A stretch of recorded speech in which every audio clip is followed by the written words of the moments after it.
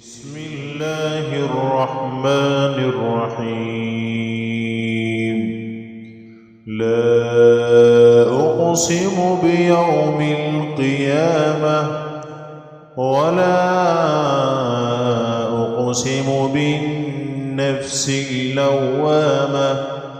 أيحسب الإنسان أن لن نجمع عظامه بلى قادرين على أن نسوي بنانه بل يريد الإنسان ليفجر أمامه يسأل أيان يوم القيامة فإذا برق البصر وخسف القمر وجمع الشمس والقمر يقول الإنسان يومئذ أين المفر كلا لا وزر إلى ربك يومئذ المستقر ينبأ الإنسان يومئذ بما قدم وأخر بل الإنسان على نفسه بصيرة ولو ألقى معاذيره لا تحرك به لسانك لتعجل به إن علينا جمعه وقرآنه فإذا قرأناه فاتبع قرآنه ثم إن علينا بيانه كلا بل تحبون العاجلة وتذرون الآخرة وجوه يومئذ ناظرة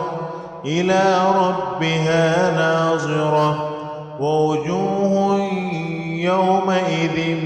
باسرة تظن أن يفعل بها فاقرة كلا إذا بلغت التراقي وقيل من راق وظن أنه الفراق والتفت الساق بالساق إلى ربك يومئذ المساق فلا صدق ولا صلى ولكن كذب وتولى ثم ذهب إلى أهله يتمطى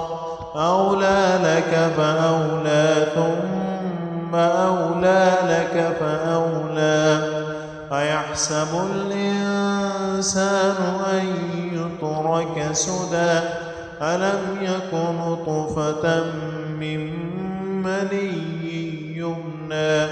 ثم كان علقة فخلق فسوى وجعل منه الزوجين الذكر والأنثى أليس ذلك بقادر على أن يحيي الموتى